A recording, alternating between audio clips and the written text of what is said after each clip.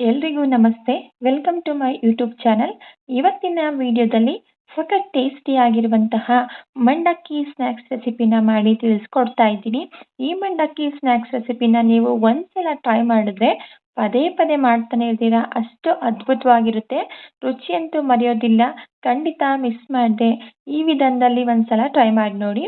ಬನ್ನಿ ಯಾವ ರೀತಿ ಮಾಡೋದು ಅಂತ ನೋಡ್ಕೊಳ್ಳೋಣ. ಮಂಡಕ್ಕಿ ಸ್ನ್ಯಾಕ್ಸ್ ರೆಸಿಪಿನ ಮಾಡೋದಕ್ಕೆ ಮೊದಲು ನಾನಿಲ್ಲಿ ಒಂದು ಪ್ಯಾನ್ ಇಟ್ಕೊಂಡಿದ್ದೀನಿ. ಪ್ಯಾನ್ ಬಿಸಿಯಾಗಿ ನಂತರ 1 ಟೇಬಲ್ ಸ್ಪೂನ್ ಆಗುವಷ್ಟು ಎಣ್ಣೆನ ಸೇರಿಸ್ಕೊಂಡು ಇದಕ್ಕೆ ಸ್ವಲ್ಪ ಪುದೀನನ ಸೇರಿಸ್ಕೊಂಡು ಪುದೀನ ಸ್ವಲ್ಪ ಸಾಫ್ಟ್ ಆಗೋವರೆಗೂ ಇದನ್ನ ಫ್ರೈ ಮಾಡ್ಕೊಳ್ತಾ ಇದ್ದೀನಿ. ನಂತರ ಇದಕ್ಕೆ ಸ್ವಲ್ಪ ಕೊತ್ತಂಬರಿ ಸೊಪ್ಪು ಹಾಗೆ ಸಣ್ಣದಾಗಿ ಕಟ್ ಮಾಡಿ ಇಟ್ಕೊಂಡಿರುವಂತಹ 2 ಹಸಿಮೆಣಸಿನಕಾಯಿನ ಸೇರಿಸ್ಕೊಂಡು ಕೊತ್ತಂಬರಿ ಸೊಪ್ಪು ಸಹ ಸಾಫ್ಟ್ ಆಗಬೇಕು ಅಲ್ಲಿವರೆಗೂ ಇದನ್ನ ಲೋ ಫ್ಲೇಮಲ್ಲಿ ಚೆನ್ನಾಗಿ ಫ್ರೈ ಮಾಡ್ಕೊಳ್ಳೋಣ.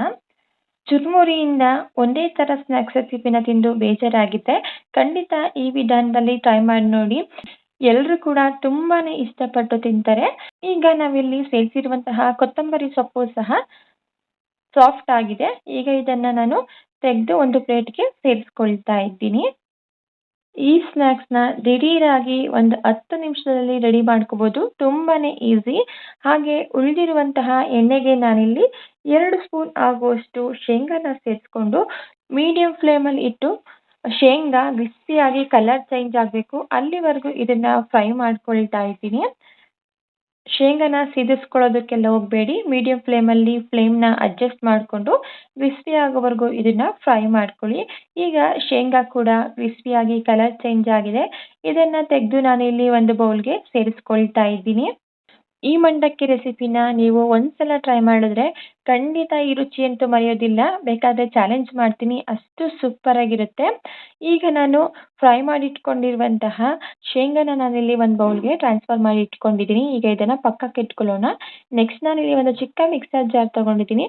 ಮಿಕ್ಸರ್ ಜಾರ್ಗೆ ನಾವು ಫ್ರೈ ಮಾಡಿ ಇಟ್ಕೊಂಡಿರುವಂತಹ ಪುದೀನ ಹಾಗೂ ಕೊತ್ತಂಬರಿ ಸೊಪ್ಪನ್ನು ಸೇರಿಸಿ ಇದಕ್ಕೆ ನಾನಿಲ್ಲಿ ಒಂದು ಮೀಡಿಯಂ ಸೈಜ್ದು ನಿಂಬೆಹಣ್ಣಿನ ರಸನ ಸೇರಿಸ್ಕೊಳ್ತಾ ಇದ್ದೀನಿ. ಕಂಪ್ಲೀಟ್ ಆಗಿ ಒಂದು ಮೀಡಿಯಂ ಸೈಜ್ದು ನಿಂಬೆಹಣ್ಣಿನ ರಸನ ಹಿಂಡಿ ಸೇರಿಸ್ಕೊಳ್ತಾ ಇದ್ದೀನಿ. ನಂತರ ಇದಕ್ಕೆ ಯಾವುದೇ ರೀತಿಯ ನೀರನ್ನು ಸೇರಿಸದೆ ಕ್ಯಾಪ್ನ ಕ್ಲೋಸ್ ಮಾಡಿ ಮಿಕ್ಸರ್ ಜಾರ್ನಲ್ಲಿ ಎಷ್ಟು ನೈಸಾಗಿ ಇದನ್ನು ಪೇಸ್ಟ್ ಮಾಡಲಿಕ್ಕೆ ಸಾಧ್ಯನೋ ಅಷ್ಟು ನೈಸಾಗಿ ಇದನ್ನು ಪೇಸ್ಟ್ ಮಾಡ್ಕೊಳ್ತಾ ಇದ್ದೀನಿ. ಸ್ವಲ್ಪ ಕ್ರಾಸ್ ಆಗಿದ್ರೂ ಓಕೆ, ಏನೂ ಪ್ರಾಬ್ಲಮ್ ಆಗಲ್ಲ. ಈಗ ಇದನ್ನು ಪಕ್ಕಕ್ಕೆ ಇಟ್ಕೊಂಡು ನೆಕ್ಸ್ಟ್ ನಾನಿಲ್ಲಿ ಗ್ಯಾಸ್ ಸ್ಟವ್ನ ಆನ್ ಮಾಡಿ ಒಂದು ಪ್ಯಾನ್ ಇಟ್ಕೊಂಡಿದ್ದೀನಿ. ಪ್ಯಾನ್ಗೆ ಚಿಕ್ಕ ಕಪ್ನಲ್ಲಿ ಅಳತೆ ಮಾಡಿಕೊಂಡು 4 ಕಪ್ ಆಗುವಷ್ಟು ನಾನಿಲ್ಲಿ ಮಂಡಕ್ಕಿನ ಸೇರಿಸ್ಕೊಳ್ತಾ ಇದ್ದೀನಿ.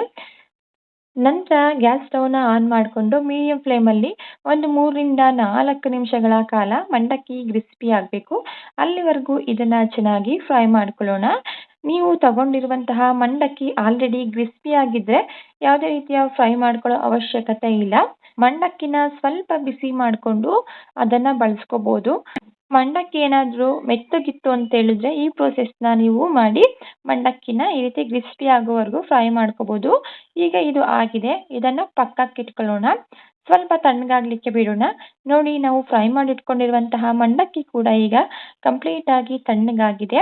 ನಂತರ ಇದಕ್ಕೆ ನಾನು ರುಚಿಗೆ ತಕ್ಕಷ್ಟು ಉಪ್ಪು, 1/4 ಟೀ ಸ್ಪೂನ್ಗಿಂತಲೂ ಕಮ್ಮಿ ಚಿಲ್ಲಿ ಪೌಡರ್ನ ಸೇರಿಸ್ಕೊಳ್ತಾ ಇದ್ದೀನಿ.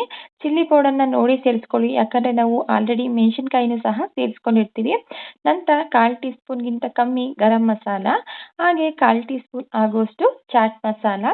ಇದ್ರ ಜೊತೆಗೆ ನಾವು ರೆಡಿ ಮಾಡಿ ಇಟ್ಕೊಂಡಿರುವಂತಹ ಕೊತ್ತಂಬರಿ ಮತ್ತು ಪುದೀನ ಸೊಪ್ಪಿನ ಪೇಸ್ಟ್ನ ಸೇರಿಸ್ಕೊಳ್ತಾ ಇದ್ದೀನಿ.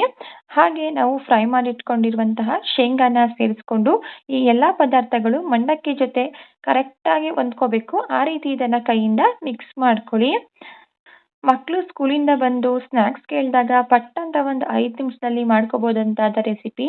ಮಕ್ಕಳಿಗೆ ಮಾತ್ರ ಅಂತಲ್ಲ, ಚಿಕ್ಕವರಿಂದ ದೊಡ್ಡವ್ರವರೆಗೂ ತುಂಬಾ ಇಷ್ಟಪಟ್ಟು ತಿಂತಾರೆ. ನೀವು ಈ ರೆಸಿಪಿನ ಒಂದ್ಸಲ ಟ್ರೈ ಮಾಡಿದ್ರೆ ಈ ರೆಸಿಪಿ ಟೇಸ್ಟ್ ಅಂತೂ ನಾಲ್ಗೆ ಮೇಲೆ ಹಾಗೇ ಇರುತ್ತೆ. ಅಷ್ಟು ಅದ್ಭುತವಾಗಿರುವಂತಹ ರೆಸಿಪಿ ಇದು. ಒಂದ್ಸಲ ಈ ವಿಧಾನದಲ್ಲಿ ಟ್ರೈ ಮಾಡಿ ನೋಡಿ, ನೀವೇ ಕಮೆಂಟ್ ಮಾಡ್ತೀರಾ.